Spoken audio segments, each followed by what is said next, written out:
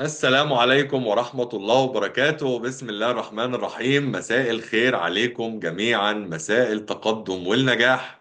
يا رب جميعا تكونوا بكل خير وصحة وسعادة. يا رب علمنا ما ينفعنا وانفعنا بما علمتنا وزدنا علما.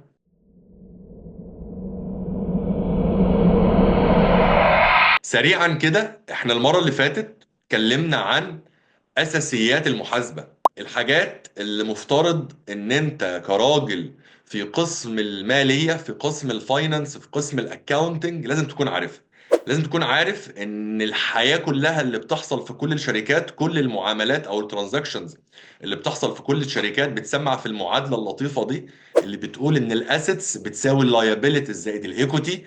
طبعا مش هقول بالعربي لان المفروض ان احنا عرفنا الكلام ده بالانجلش معناه ايه. قلنا الاصول دي بيكون تحتها اكاونتس.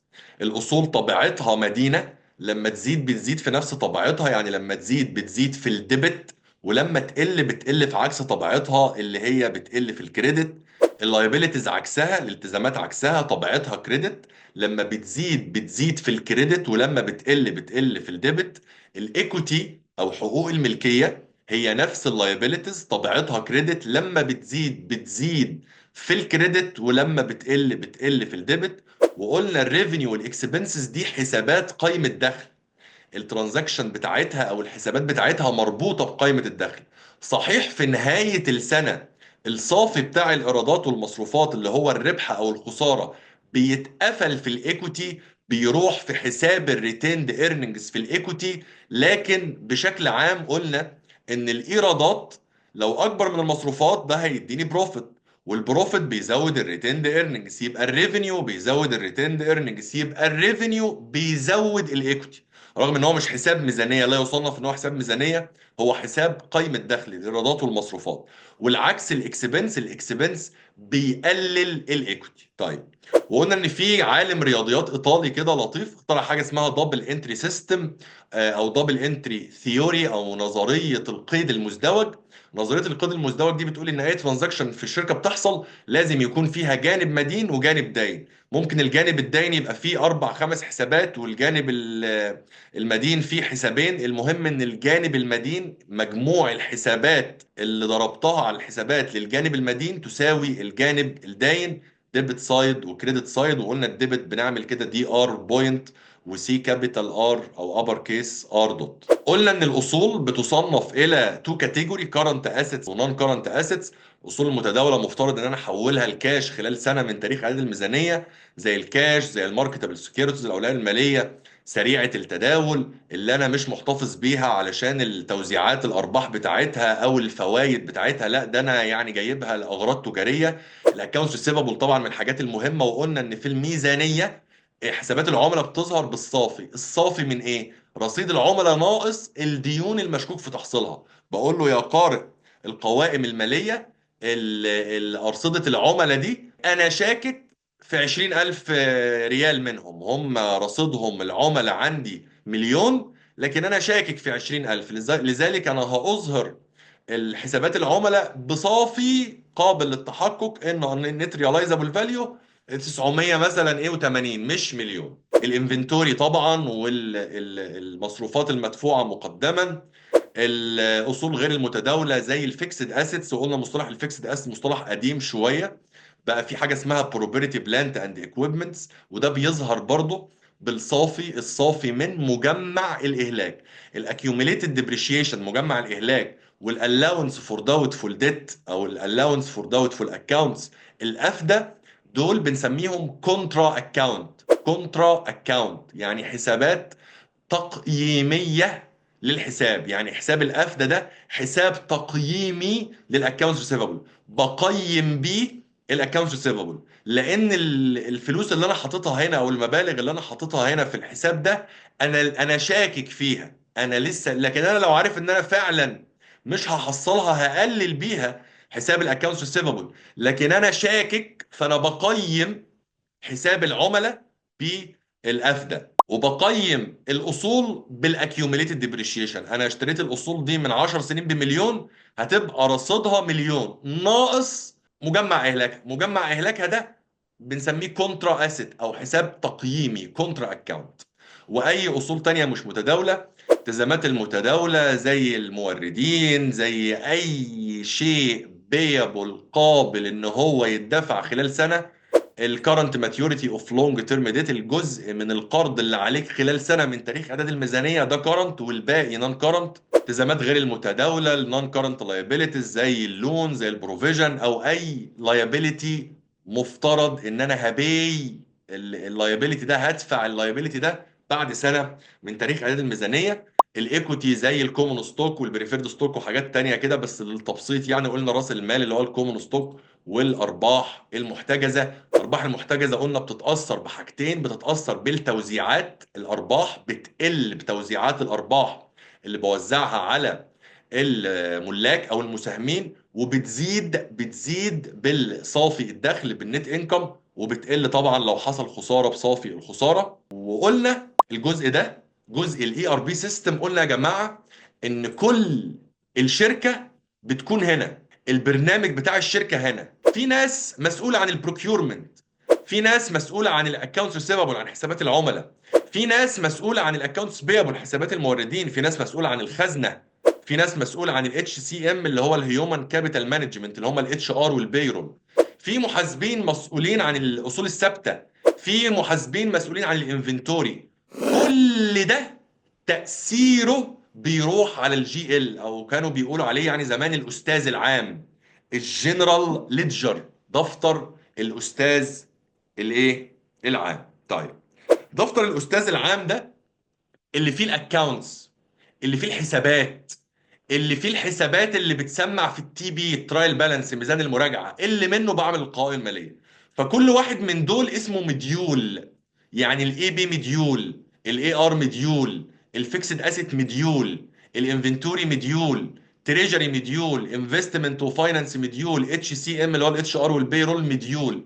دول كده اسمهم سب ليدجر، يعني ده جنرال ليدجر او مين ليدجر، ده مكان رئيسي او مين، ده صب منه. لكن في النهاية كل المعاملات اللي ليها اي اثر مالي او هينتج عنها انترز او قيود بتسمع هنا.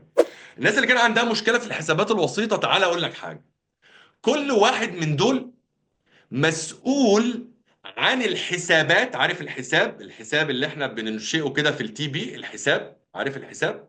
الحساب ده او كل واحد من دول مسؤول عن الحسابات اللي تخصه. الراجل بتاع الفيكسد اسيتس، انا راجل بتاع فيكسد اسيتس، انا قسم الاصول الثابته، مسؤول عن حسابات الاصول الثابته، مسؤول عن حساب الديبريشيشن اكسبنس، مصروفات الاهلاك بتاع الاصول الثابته، مسؤول عن الاكيوميليتد ديبريشيشن. لكن ماليش دعوه بحسابات الموردين. لو في ترانزاكشن عندي انا بسجل اصل وهينتج عنه، طبعا اسجل الاصل ده يعني في فاتوره المورد، ومورد هدفع له قيمه الاصول، ده ماليش دعوه بالكلام ده. انا هسجل اللي يخصني على الحسابات اللي تخصني في المديول اللي يخصني، واي حاجه تخص مديول تاني تخص الموردين هرمي طرف من القيد. هو طبعا ما بيعملش الكلام ده بايده، بس السيستم فاهم كده. هرمي طرف من القيد على حساب وسيط، حساب وسيط اكني برمي الترانزاكشن في ملعب الاي بي. يلا يا اي بي اتعامل.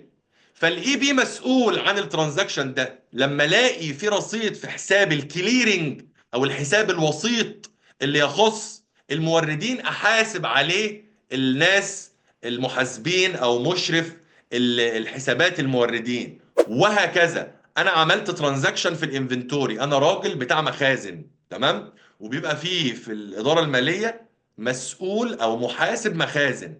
انا استلمت بضاعه، بقول ان حساب المخزن دخل فيه القيمه دي، وبتفاصيلها بقى طبعا في السب ليدجر بتاع الانفنتوري، كميتها ايه والصنف ايه وكل التفاصيل المخزنيه دي وكارت الصنف والحاجات دي كلها.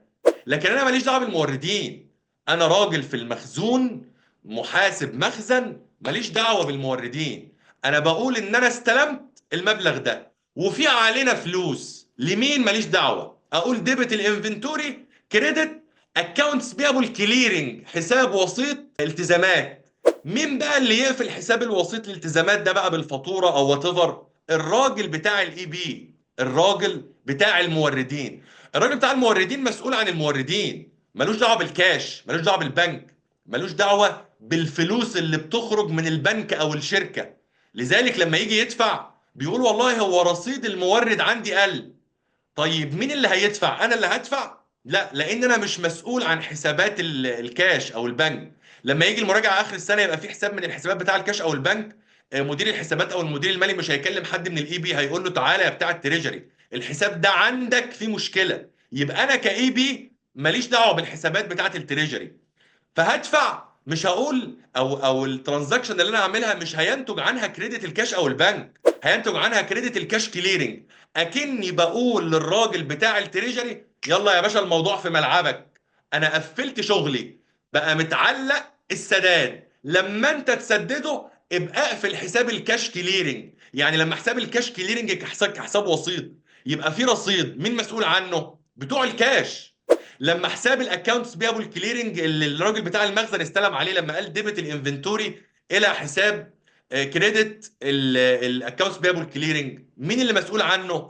الراجل بتاع الاي بي. ليه يا باشا الحساب ده فيه رصيد؟ والله المورد ما جابش الفاتوره. طب المورد ما جابش الفاتوره، بتاع المخزن ما يستلمش؟ هو فعلا على الارض فيزيكالي دخلت البضاعه، دخلت البضاعه المخزن. فانا بقول كمخزن انا المخزن زاد بالقيمه دي، طب ايه الكريدت؟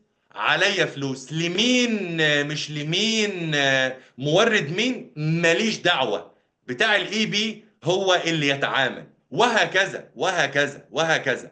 دي فكرة الاي ار بي سيستم. في ناس بتطبق الحسابات الوسيطة وفي ناس ما بتطبقش الحسابات الوسيطة. في ناس ممكن من فاتورة الاي بي يلا يا باشا ديبت اللي هدفع للمورد، ديبت الاكونتس بيبل، يعني الترانزاكشن اللي هيعملها الداتا انتري اللي هيدخلها ينتج عنها ديبت الاكونتس بيبل كريدت الكاش او البنك، وبعد كده بقى نبقى نشوف. لكن ده مش اصح حاجه، ده ما بيتطبقش عليه زي ما هنشوف في جزء الانترنال كنترول السجريجيشن اوف ديوتيز، فصل المهام. انا راجل بتاع فيكسد اسيتس مسؤول عن حسابات الاصول بس، مسؤول حسابات الاصول، حسابات اهلاك الاصول، مجمع اهلاك الاصول فقط.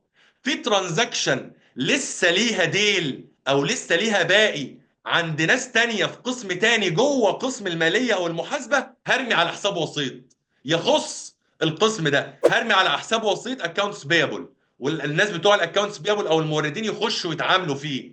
هرمي على حساب وسيط تريجري او الكاش او البنوك، والناس بتوع التريجري هم اللي يتعاملوا فيه. انا ممكن ببساطه اقول لك يا باشا فاتوره الشراء او لما بنيجي نشتري ديبت الانفنتوري كريدت الاكونتس بيبل، بس مش ده اللي بيحصل في الشركات الكبيره.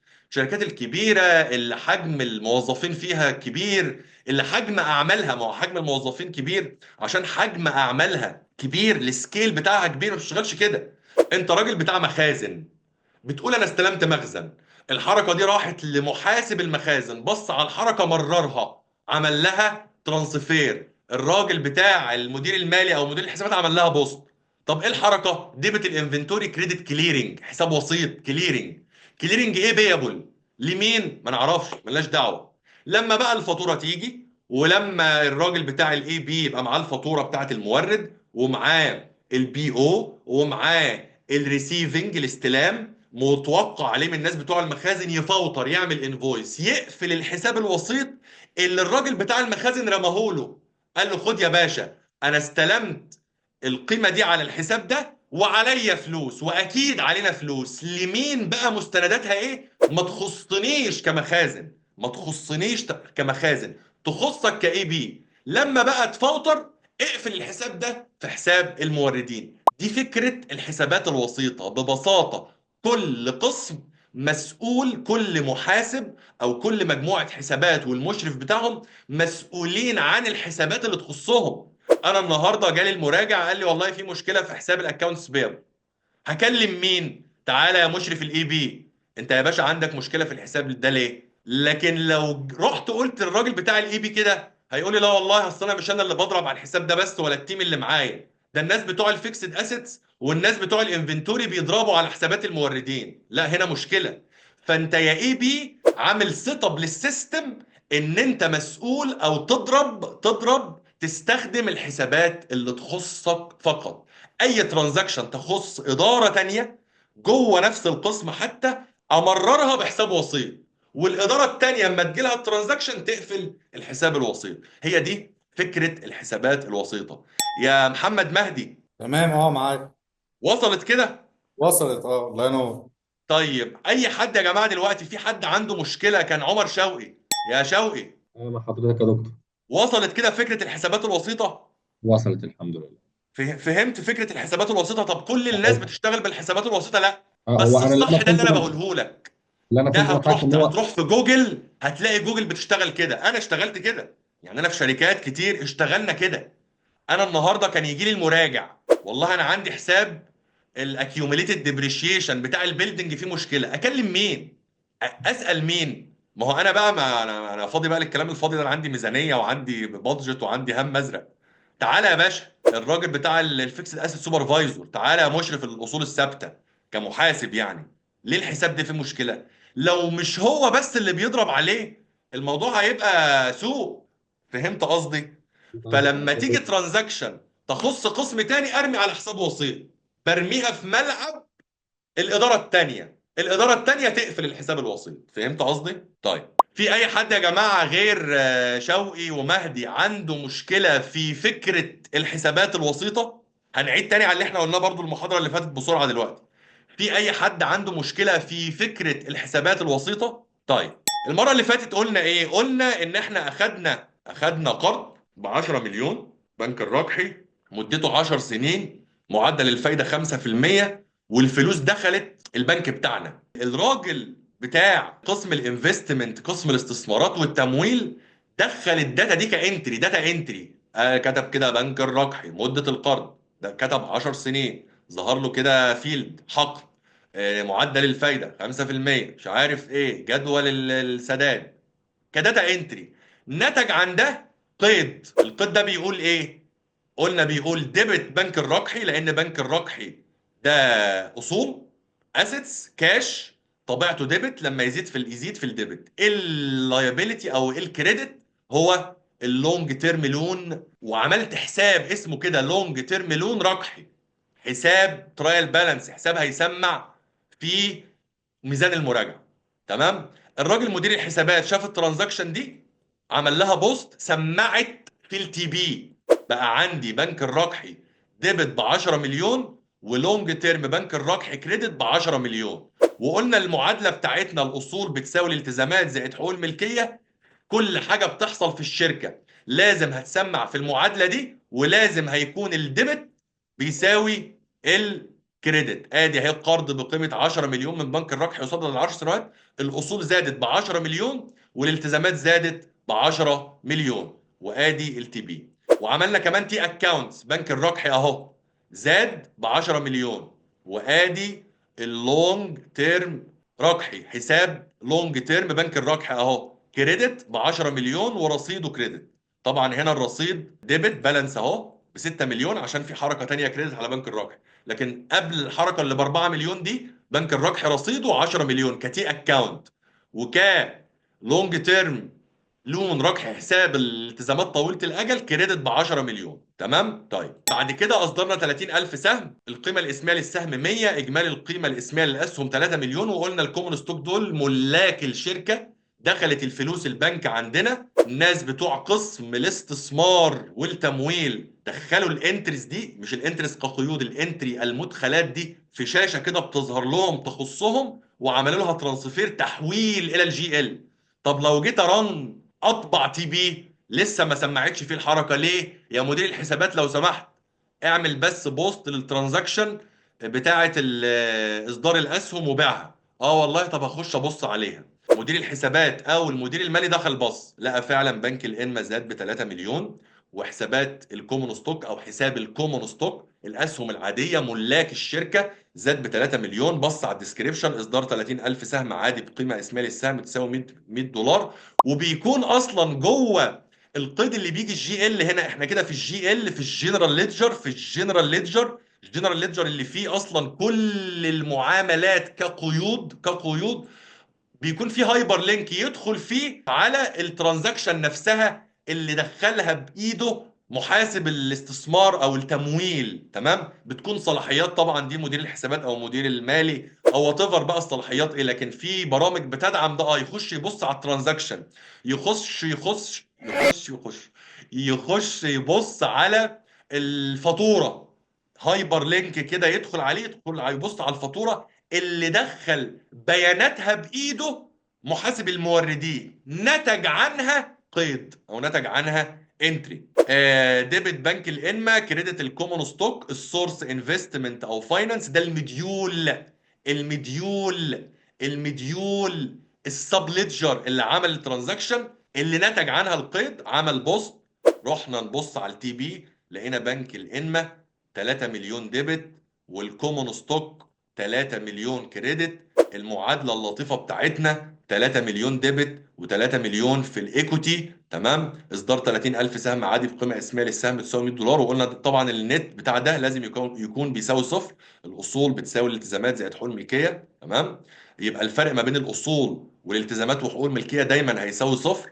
بعد كده قلنا ان احنا عايزين بقى نشتري مبنى وعايزين نشتري مكاتب وعايزين نشتري ادوات ولابتوبات وحاجات. لقينا مبنى فيه كل الحاجات دي. طب حلو جميل. مدير الشركه انا محمود الدوماني، مدير الشركه السي او بتاع الشركه. بنتعامل احنا في شركات الاموال او الشركات المتداول اسهمها في البورصه، تمام. شركات متداول اسهمها في البورصه. جه اصلا مدير الشركه انا محمود الدوماني، مدير الشركه السي او بتاع الشركه.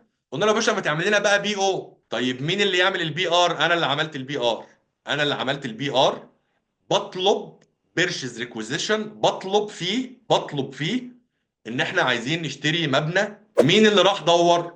راح دور بتوع المشتريات، بتوع البروكيورمنت راحوا دوروا وشافوا المبنى ده وجميل قوي، حلو قوي. طيب استلمنا المبنى، استلمنا المبنى. مين اللي هيروح يستلم يعمل ريسيف للبي او؟ اي بي او لازم يتعمل له ريسيف، اي بي او لازم يتعمل له ريسيف، اي بي او لازم يتعمل له ريسيف. اللي هيعمل ريسيف للبي او هو اللي عمل البي ار، لان البي ار في السايكل كده لما هيفتح البي ار اللي هو عاملها، لقى ان هو نتج عن البي ار ده بي او. روح يا باشا استلمه. مش انت يا باشا بقى في مبنى والحاجات اللي انت كنت طالبها كلها اللي ممكن يكون عدلنا عليها في المشتريات بالاتفاق معاك كلها بقت قدامك. استلم يا باشا، روح اعمل ريسيف للبي او. طب انا راجل سي اي او، انا راجل مدير تنفيذي، انا مالي ومال الحسابات؟ يعني انا يجي اخر السنه المراجع، السلام عليكم يا سي او. وعليكم السلام. والله عندك حساب الفيكسد اسيت فيه مشكله. يا عم انا مالي انا ومال الحسابات؟ انا مالي؟ انا مش فاهم اصلا حساب ايه وديبت ايه وكريدت ايه. فنتيجه لده انا راجل اصلا ماليش في الحسابات. نتيجه البي او اللي انا هعمل له ريسيفنج، كل الحسابات اللي هتنتج من استلام البي او كلها حسابات وسيطه. شفت لما انا عملت استلام للبي او بتاع الاصول ايه اللي نتج؟ شفت قلنا ايه؟ قلت والله هو في فيكسد اسيت. مش انا كسي او، انا ما اعرفش اصلا الحسابات متوجهه ازاي، بس نتج عن استلام البي او ده كده. بقول والله انا استلمت اصول فيكسد اسيت كليرنج. مين يا مهدي اللي هيعالج حساب الفيكسد اسيت كليرنج؟ مين؟ اي قسم. الفيكس داست. بس كده قسم الفيكسد اسيتس، محاسبين الاصول الثابته هم اللي هيعالجوا الحساب ده، هم اللي هيقفلوا الحساب ده. يا عمر يا شوقي، انا قلت ديبت الفيكسد اسيت كليرنج، انا استلمت اصول ايه بقى تفاصيلها ايه؟ انا ما اعرفش. انا كراجل سي او راجل عملت البي او ما اعرفش. يعني ما اعرفش اوجه الحسابات ازاي، او ناتج الترانزاكشن اللي انا عملتها دي الحسابات اللي تكون موجوده فيه ايه، ما اعرفش يا شوقي. وقلت في الفرده الثانيه اكونتس بيبل كليرنج. اكيد نتيجه الاصول اللي انا شايفها قدامي، المبنى والاوفيسز والمكاتب واللابتوبات والحاجات دي كلها، اكيد عليها فلوس لحد. اكونتس بيبل كليرنج، حساب وسيط موردين. يا شوقي، مين اللي هيعالج حساب الاكونتس بيبل كليرنج؟ الاي بي هو المسؤول عن الدفع وكده والسداد. هو المسؤول عن الموردين والدفع، يعني ان هو يقلل حساب الموردين. لكن مين اللي هيدفع الكاش؟ قسم ايه؟ بتاع التريجري بتاع الخزنه. بتاع التريجري. يبقى الاي بي بيعمل دفع. القسم اللي بينتج عن الترانزاكشن اللي بيعملها ان حساب البنك بيجي كريدت في الدفع، اي قسم؟ تريجري. تريجري. حلو كده. طيب حلو. يبقى انا هنا بقول ايه لما عملت شوف استلام امر الشراء؟ قلت ايه؟ قلت والله الفيكسد اسيت كليرنج ديبت يعالجوا مين؟ يعالجوا الناس بتوع الاصول. انا هنا بقول انا في اصول، هنا بقول انا في اصول. اصول ايه؟ ما اعرفش كحسابات، ما اعرفش. هنا في عليا فلوس لناس مين؟ ما هو عشان ان انا اسجل فاتوره ده عايز بي او، وعايز ريسيفنج، وعايز فاتوره المورد. بتوع الموردين يا باشا بقى يتعاملوا، انا ماليش دعوه، محاسبين الموردين يتعاملوا. تمام. لما الراجل بتاع الاصول دخل في مديول الاصول الثابته، سجل الاصول يا فهد. لما جه في مديول الاصول يسجل الاصول، تمام، وكتب بقى بيلدينج وبتاع والبيرشيز ديت واشتريته وصنفنا بقى ان ده 2 مليون جاي في البي او كده، وجاي في الفاتوره بتاع المورد كده، وعمره 240 شهر وهيبدأ الاهلاك من يناير والكلام ده كله. وبعد كده عمل رن كرييت اكاونتنج، يعني راحت الترانزاكشن دي كقيد في الجي ال للمدير المالي او مدير الحسابات. ظهرت كده ده راجل محاسب ايه اصول، يعني مسؤول عن حسابات الاصول. يعني لما يكون في حساب البيلدينج كاصل في مشكله، هسأل مين يا فهد يا زكريا؟ هسأل مين؟ الفيكسد اسيت. فيكسد اسيت. هسأل الناس بتوع الفيكسد اسيتس. يبقى دول اسأل فيهم الفيكسد اسيت، لذلك نتيجة الترانزاكشن اللي بيعملوها بيتضرب على الحسابات بتاعة الاصول. شايف الكريدت ايه يا فهد؟ ايه الكريدت؟ فيكسد اسيت كليرنج. اللي هو بقى رصيده كام دلوقتي؟ صفر. صفر. شفت ازاي؟ تعالوا نشوف الكلام ده هنا. قلت استلام امر الشراء، ديبت الفيكسد اسيت كليرنج، افترضت ان هو حساب اصل، حساب اصول. وكريدت لايبيليتي، انا في اصول بتاعت مين؟ إيه الحسابات؟ ما اعرفش. انا كسي او لما استلمت البي او وعليا 4 مليون لمين؟ ما اعرفش. لكن لما سجلت الاصول يا مصطفى يا علي كمحاسب اصول، نتج قيد بيقول لي ديبت حساب البيلدينج ده حساب بقى كده، حساب اساسي، حساب رئيسي هيسمع معايا في التي بي. ادي الاصول ب 4 مليون، يبقى الاصول زادت ب 4 مليون. تمام. وحساب الاصول اللي هو فيكسد اسيت كليرنج اللي هو هنا كان ديبت بقى هنا كريدت. شايف؟ فاهمين دي كده اللي هي الجزء ده، اللي هو الجزء ده 4 مليون، الاصول زادت ب 4 مليون. طيب في القيد ده الفيكسد اسيت كليرنج كنت انا هنا مخليه ديبت بقى جبته كريدت، يبقى كده المعادله موزونه. طيب وطبعا الراجل عمل بوست سمعت معايا في التي بي. فين التي بي؟ اهو ادي البيلدينج ب 2 مليون ديبت، الاوفيس ايكويبمنت حساب 500، اوفيس مش عارف مليون، لابتوبات 500. حلو كده. والجانب الكريدت ايه؟ الفيكسد اسيت كليرنج جه كريدت. انا انشأته ديبت هنا في القيد ده، وانا بستلم البي او انشأته ديبت، وانا بسجل الاصول جبته كريدت، وانا بستلم البي او جبته ديبت، وانا بستلم الاصول بسجل الاصول عفوا جبته كريدت. حلو قوي. بعد كده الراجل بتاع الاي بي فتح الشاشه الجميله بتاعته وعايز يسجل فاتوره للمورد. جت الفاتوره بتاع المورد، وفي حاجه كده برضو لمعلوماتكم اسمها 3 واي ماتش فور اي بي انفويسنج، يعني لازم يكون في 3 مستندات. طب هل كل الناس بتعمل كده؟ ده بقول لك الصح.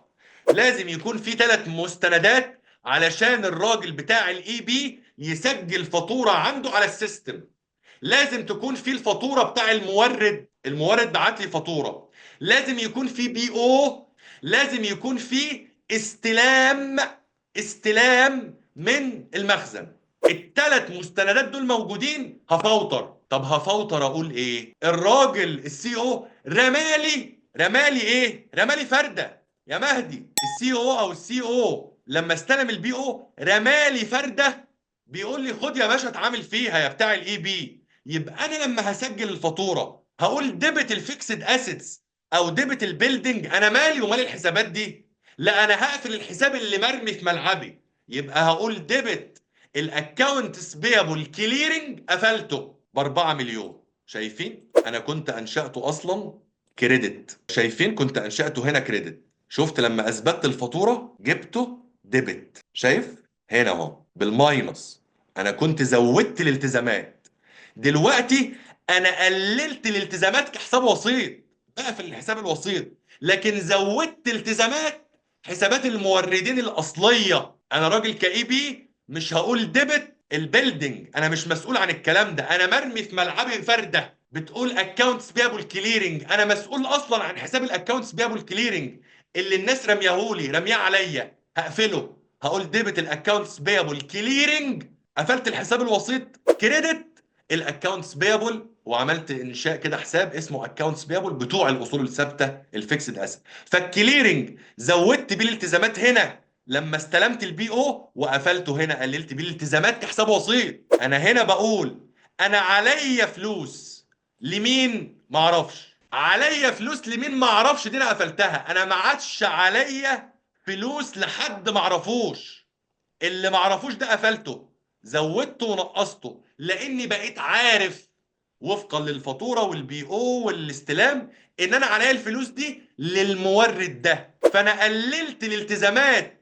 للي انا مش عارف بتاعت مين، وزودت التزام لحد اعرفه مورد. واضحه يا مهدي؟ تمام التمام، واضحة جدا. واضحه يا تسلم. عمر؟ واضحه يا جماعه؟ حد عنده مشكله؟ يا مصطفى، يا علي، يا بهاء، يا سامي؟ تمام يا دكتور، وصل. حلو. تمام تمام. تمام. ورحت سقطت الكلام ده في التي بي. 4 مليون كريدت انا عليا لموردين الاصول الثابته المعلومين المعروفين، 4 مليون. حلو. طب تعالى نسد لهم، يلا نسد لهم. لما الراجل بتاع الاي بي، لما محاسب الاي بي، لما عمر شوقي محاسب الاي بي سدد، هيعمل باي او باين فول، هيلاقي كده دروب داون ليست على الفاتوره دي، يختار باين فول، هسددها كلها. سددها يا باشا كلها. هينتج في الباك جراوند قيد يقول له ايه؟ يقول له حساب المورد ده اكونتس بيبل فيكسد اسيتس. بس مش هروح اعمل بقى حساب مورد لكل مورد، لا، انا بقول في السيت اب الموردين دول ارمي الترانزاكشن بتاعتهم سواء فاتوره او سداد على الحساب ده، الموردين دول ارمي الترانزاكشن بتاعتهم على الحساب ده. تمام. نتج عن الترانزاكشن دي قيد بيقول ديبت الاكونتس بيبل فيكسد اسيت، حسابات الموردين بتوع الاصول الثابته بقت ديبت. طب ايه الكريدت؟ بنك القمه، بنك الرقحي، ايه الكريدت يا عمر؟ حساب بسيط، لان انا رميت فيه لسه مش عارف انا هسدد من انهي بنك بالظبط. انا اصلا لو عارف حتى هسدد من اي بنك، لو ما عنديش الا بنك واحد انا ماليش دعوه، بالظبط، انا مش لان بتاع تريجري. فهمت قصدي حضرتك، لان انا ماليش ان انا اخد اكسس عليه، انا بس انا بقفل الجزء الخاص بي انا بس. يا سلام يا سلام. اقفل الجزء الخاص بيا، والجزء اللي مش خاص بيا برميه على حساب وسيط، اللي خاص بيه هو اللي يقفله. كريدت الكاش كليرنج. تمام. طيب الحركه دي ديبت الاكونتس بيبل، تعال نشوفها في الايكويشن. ادي الاكونتس بيبل لما سددناها كانت كريدت ب 4 مليون، شايف؟ سداد للمورد، سداد الفاتوره للمورد، شايف؟ جت ديبت، جت ديبت. والتي بي فين؟ الاكونتس بيبل فيكسد اسيت، الاكونتس بيبل فيكسد اسيتس اهو، بقى ديبت لاني سددت كاي بي سددت عملت البيمنت من عندي. كان كريدت وقت ما اثبتت الفاتوره، وديبت ل 4 مليون وقت ما سددت. ايه الكريدت؟ الكاش كليرنج. فين حساب الكاش كليرنج اهو؟ تعملوا التزامات، تعملوا اصول، مش فارقه. شفت جبته بكام؟ ب 4 مليون، بس هنا عشان حصل عليه حركتين يعني، ب 4 مليون كريدت. لما الراجل بتاع التريجري، دخل على شاشه التريجري وفعلا دفع، ولقى كده في شاشة البنك ان الفلوس فعلا اتخصمت من البنك، قال والله خلاص كلير. الحركة دي حاجة اسمها كلير، او دخل شوية داتا نتج عنها قيد. ايه القيد اللي هينتج من السداد من قسم التريجري للفاتورة دي يا عادل يا سليم؟ يا عادل، يا عادل اصحوا السلام بقى عليكم. معايا كده. ايه يا السلام عليكم. حبيبي، عامل ايه؟ تمام الحمد لله. ايه القيد اللي هينتج؟ هيسدد اللي هو الكاش كليرنج، هيقول من حساب الكاش كليرنج لحساب اللي هو الكاش بقى، البنك بقى، المين يا اكونت. سلام عليك. شوف، الله يبارك. قفل الكاش كليرنج اللي جاي له من الاي بي، اللي يخصه قفله. خلاص قفلته يا باشا، كاش كليرنج. لان انا كراجل بتاع تريجري ما ينفعش اقول ديبت الاكونتس بيبل، مش حسابي يخصني. كريدت بنك الربح اللي هو اذا تم السداد للمورد، ديبت الاكونتس بيبل كريدت البنك، هم اصلا. بس انا هنا وسطت حساب. ليه وسطت حساب؟ لان اللي هيعمل ده ناس ليهم صلاحيات وقسم معين، واللي هيعمل ده ناس تانية ليها صلاحيات وقسم معين. طيب محمد عجمية، ايه الغلط في هذا القيد؟ السورس سلام عليك. السورس المفروض يكون ايه؟ يكون التريجري. سلام، هو ده الكلام. حلوة الحسابات البسيطة. حلوه الحسابات البسيطه، فهمت كده طيب. بصراحه. تسلم طيب. ايدك. طيب بعد كده عايزين بقى ندور ونشتغل، عايزين نطلب بقى بضاعة. مين اللي هيطلب البضاعة؟ اللي هيشتغل في البضاعة الناس بتوع المخازن. وافهم دايما ان اللي بيطلب هو اللي بيدخل يستلم اللي طلبه. اللي بيطلب بيعمل بي ار. اللي بيطلب بيعمل بي ار اسمه بيرشيز ريكوزيشن. راح للبروكيورمنت. بروكيورمنت قعد يشوف الموردين ويشوف السبلايرز ويشوف العروض الاسعار، واستقر على مورد معين. نتج عن البي ار ده بي او. مين اللي بيعمل البي او؟ اللي بيعمل البي او بروكيورمنت. بعض الشركات اللي طالب اصلا بيكون ليه الاكسس ان هو يعمل بي او. بعض الشركات يا باشا ما بتعملش بي او اصلا، يلا يا باشا كده بالحب. يعني في ده وفي ده وفي ده، انا بقول لك الايه، الروقان. يعني الراجل راح عمل بي او. الراجل راح عمل بي او. قال ان البي او ده، عارف بقى راح بقى عمل ايه؟ بص بقى بيروح يعمل ايه. بيقول والله انا هدخل اعمل بي او اهو. البي او ده رقمه كام؟ خد رقم 5008. طب البي او ده هل جاي من بي ار؟ هقول له اه. البي ار اللي عمله مين؟ اللي عمله مسعود بتاع المخازن. طب البي ار ده رقمه كام؟ رقمه كام؟ والله البي ار ده رقمه بي ار شرطة 112. ايه ده؟ ده نزلت الداتا كلها بتاعت البي ار. بس البي ار كان نازل فيه كميات معينه، انا المهم عدلتها وظبطت الايه الدنيا. طب اللي طالب اسمه ايه؟ مش اسمه مسعود، اسمه اياد القحطاني. اياد القحطاني ده اللي طالب.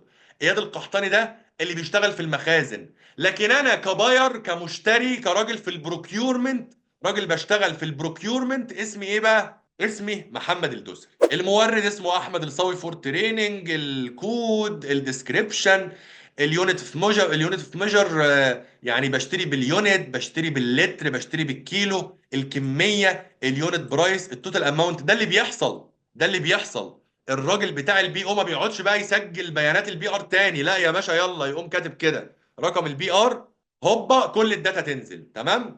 عدل شويه في الكميات او في الاسعار او في بتاع، اه يا باشا يلا عدل. هو طبعا ما بينزلوش اسعار، او بعض الناس في البي ار بتكتب يعني السجستد برايس يعني طبعا. بس طبعا كل الاسعار اللي بتبقى في البي ار ولا ليها اي لازمه. بعض الناس اصلا يقول لك يا باشا اعمل البي ار.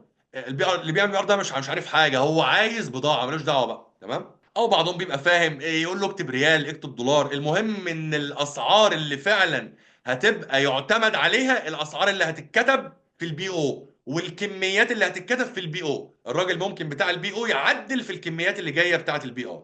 طيب والبي ار بقى بيقول له سبيشال نوت للسبلاير لما هيودي البي او ده يبعته للسبلاير تمام. هيقول له الاستلام الليد تايم تسلمني خلال من يوم لثلاث ايام من وقت ما تستلم البي او من. حلوه. عملنا البي او. عملنا البي او. بعد يومين. بعد يومين مين بقى معانا؟ علي عميره. يا علي. علي يا استاذ محمود، مع حضرتك. عامل ايه يا علي؟ الحمد لله في نعم. عملنا البي او وبعد يومين البضاعه جت. تمام. الو، ده جه تليفون لمين؟ لاياد. من مين؟ محمد الدوسري بقى. محمد الدوسري ده راجل مسؤول مشتريات. المورد كلمه قال له يا باشا العربيه واقفه قدام المخزن. تمام. اما محمد الدوسري رنن على مين؟ على اياد. اياد بقى ده بتاع المخازن، هو اللي طالب. قال له يا اياد تمام. العربيه يا باشا تمام. واقفه بره. دخل البضاعه وراجع عليها وراجعها وقارنها بالبي او. وقارنها بالبي او. البي او ده نسخه منه موجوده مع تمام. اياد، ونسخه منه موجوده اصلا مع العربيه بتاعت المورد. واستلم البي او. مظبوط. واستلم البي او. البي او. اياد بص وراجع، استلم البضاعه. استلم البضاعه كله تمام، كله تمام فيزيكال. المورد تمام. مشي. انا عايز الفيزيكال ده يبقى موجود على السيستم. طب ايه اللي موجود على السيستم؟ بي او حالته اوبن. بتلاقي كده البي او ستيتس. بتلاقي في البي او كده هنا حاجه اسمها البي او. ايه يعني؟ ايه يعني حاله البي او ستيل اوبن، مفتوح. هو عايز يقفله. عشان يقفله يعمل له ايه؟ عمل له ريسيف. يستلم البي او. يستلم البي او. البيع. لما اياد هيستلم البي او هينتج قيد يقول ايه يا علي؟ ركز انت بقى. كده المفروض انا كبتاع مخزن شغلتي ان انا اسجل المخزون كمدين لان المخزون عندي زاد، حلو. واثبت يعني من حساب انفنتوري لحساب كليرنج كموردين، يبص اه عليه انا بتاع عليا الموردين. فلوس لموردين، موردين بقى مين دي اسمهم؟ ما دي ماليش اعرف. دعوه، دي بتاعتك انت يا باشا. والراجل اصلا اياد ده راجل مش محاسب في الغالب، زي الشركات اللي انا اشتغلت فيها، يعني بعض الشركات اللي انا اشتغلت فيها بيكون في من ضمن الناس في الماليه راجل محاسب مخزون يراجع على الاكونتس بقى دي، فاهمني؟ فهينتج قيد، الله ينور عليك، يقول ديبت الانفنتوري، كريدت ايه بقى؟ اكونتس اكونتس بيبل بيبل كلير. كليرنج. يعني بيقول انا استلمت في المخزن مليون 800 وعليا مليون 800 المورد، مورد مين الله اعلم. السورس بتاع الترانزاكشن الانفنتوري.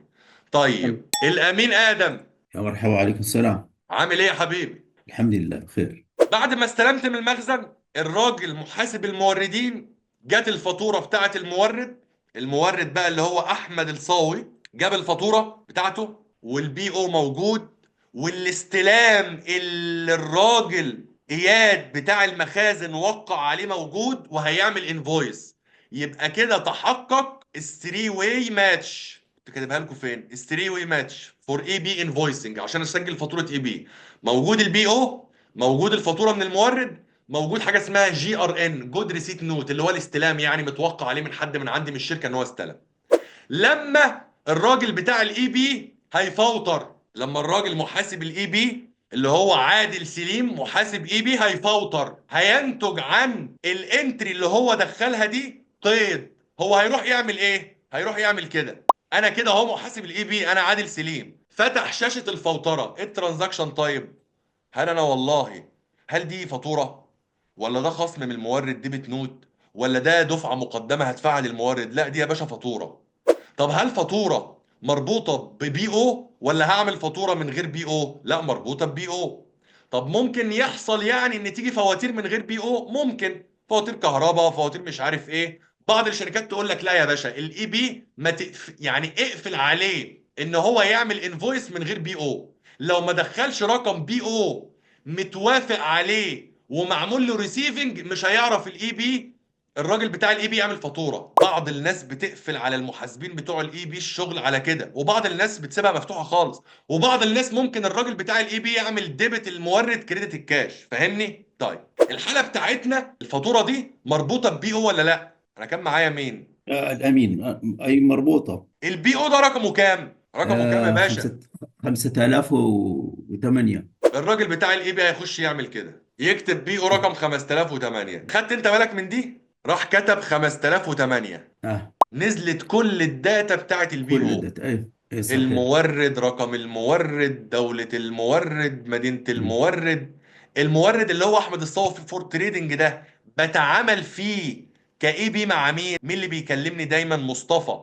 رقمه كام مم. كذا، الايميل مم. كام كذا، الرقم الضريبي بتاع المورد كام كذا، الفاتورة اخدت رقم اسمه ان 5008، وادي الفاتورة. تمام؟ طيب مم. الراجل بتاع الاي بي عمل خلاص كونفيرم، الداتا واضحه، الحاجه بتاعت البي او اللي موجوده، الحاجات اللي الراجل اياد بيقول ان هو استلمها ووقع عليها هي اللي موجوده، بالاسعار بالدنيا، كله تمام كله تمام. كونفيرم. الراجل مشرف الاي بي عمل ترانسفير للجي ال، القيد اللي هيروح لمدير الحسابات او المدير المالي علشان يمرر ويرحل الترانزاكشن. ايه القيد؟ ديبت أكاونت بيبل كليرنج كريدت أكاونت بيبل. ايوه، هيقفل حساب الكليرنج اللي جاي له من الانفنتوري، ويكريدت حساب الايه؟ الموردين التريد، اللي هم الموردين التجاريين، يعني الموردين اللي انا بشتري منهم البضاعه اللي انا اساسا بشتغل فيها، او اللي الشركه انشئت من اجلها، اللي هي قطع غيار السيارات. ده نشاط البيزنس بتاع شركه الدوماني. تمام؟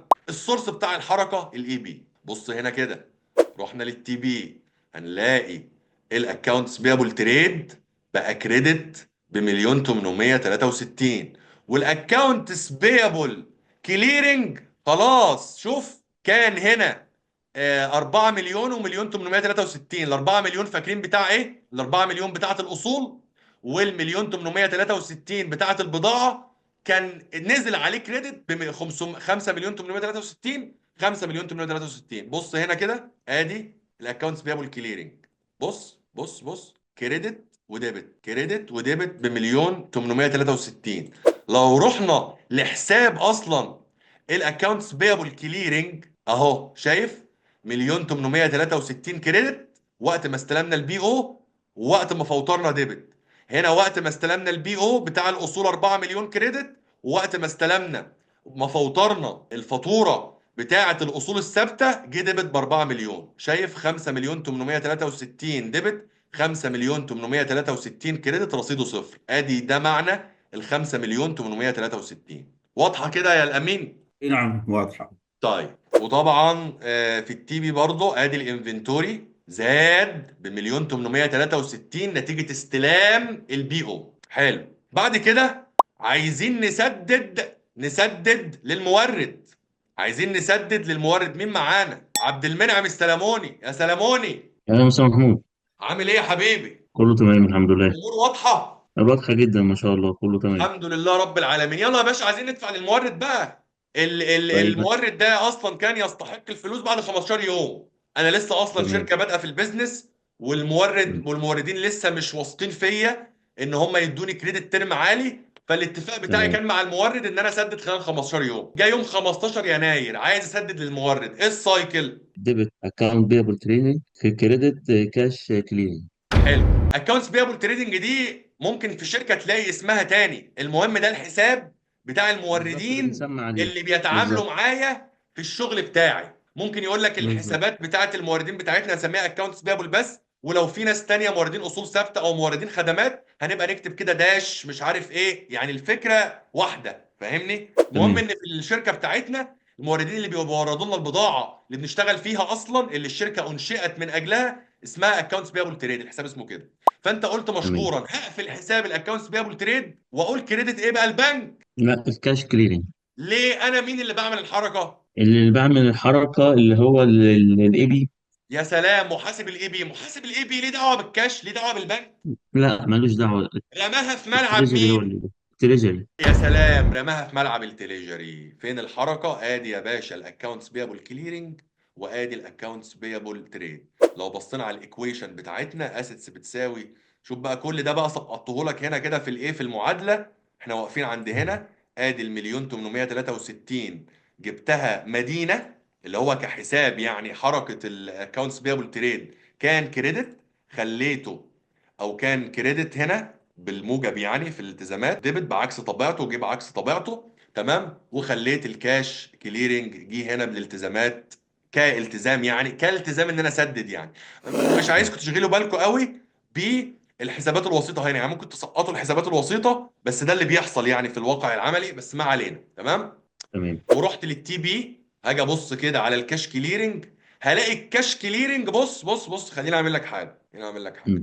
او مش هعمل لك حاجه. الكاش كليرنج هنلاقيه لسه مرصد بالمليون 863 في الكريدت. يعني بص كده، لو انا عملت دي كده بص، شايف؟ اه. طب انا كنت سددت منين؟ بنك ايه؟ الانما مليون الان. 863. تعالى كده في التي بي، هشيل المليون 863 دول. طب هاجي ابص الاقي تحت صفر الرصيد؟ لا مش هلاقيه صفر الرصيد. ترول زد صفر الرصيد. هشيل الكريدت ده واشيل الديبت بقى بتاع الكاش كليرنج بقى. الديبت بقى يا جماعه، ركزوا معايا. يبقى رصيد صفر اهو. تمام. طيب م. لما هاجي اسدد، مين اللي هيسدد؟ التريجري. التريجري سدد، وفعلا الفلوس اتخصمت من البنك، وقال فعلا كلير ان الفلوس اتخصمت من البنك. راح قيد للمدير المالي او رئيس الحسابات. القيد اللي هو هيعمل له بوست. الكاش كليرنج وكريدت البنك. يا سلام عليك. الكاش كليرنج ده اللي مسؤول عنه بتوع التريجري. دي فلوس المفروض تسدد. معلق عندك ليه؟ اسال فيها بتاع التريجري. شوف بقى لما هاجي هنا كده في التي بي اقول له ادي الكاش كليرنج بقى ايه؟ بقى ديبت. يبقى زائد ده في الديبت، صح؟ بقى رصيده كام الكاش كليرنج؟ صفر. زيرو. م. وفي الكريدت بنك الانما قل مليون بمليون 863. 863. تمام. الميزان عندي رصيده كام؟ صفر. هاجي اروح على التي اكاونتس، ادي بنك الانما رصيده كام؟ بنك الانما 1,173,000. الرصيد طبيعته ايه، ديبت ولا كريدت؟ لا ديبت. ديبت بالانس اهو، هنا 3 وهنا 1,800,000. الفرق كام؟ تمام. 1,137 في الديبت، وكاتب لك هنا اهو ديبت بالانس. ادي ال1,137 اللي في التي بي. بنك الرقحي رصيده كام؟ 6 مليون. تعال نشوف بنك الرقحي في التي اكاونت. 6 مليون ديبت. البيلدينج 2 مليون و500 ومليون و500 ومش عارف ايه. الانفنتوري 1,863. الانفنتوري 1,863. وهكذا وهكذا وهكذا وهكذا. كاونتس بيابل كليرنج صفر. كاش كليرنج فين؟ كاش كليرنج رصيده كام؟ الكاش كليرنج صفر. مم. اتضرب عليه ديبت 5,800,000 وكريدت 5,800,000. ادي الكاش كليرنج 5,800,000 ديبت 5,800,000 كريدت. خلاص. الايكويشن بتاعتي سداد للمورد، البنك قل، الاصول قلت 1,863 والالتزامات قلت. الالتزامات نعتبرها الكاش كليرنج، يعني هنعتبرها ان هي الكاش كليرنج، لان الكاش كليرنج انا بقول ان انا عليا التزام هنا، التزام بالسداد بالديبت، انا خليته كريدت. الحسابات الوسيطه في الايكويشن دي يعني ممكن تبقى ملخفنه شويه، ما تشغلوش بالكم بيها. انا عايزكم تفهموا الحسابات الوسيطه في القيود، في الترانزاكشن، وفكره الترانزاكشن، وفكره المسؤول عن الحساب، وفكره ان اللي مسؤول عن الحسابات يسأل عن الحسابات بس اللي هو بيضرب عليه. طيب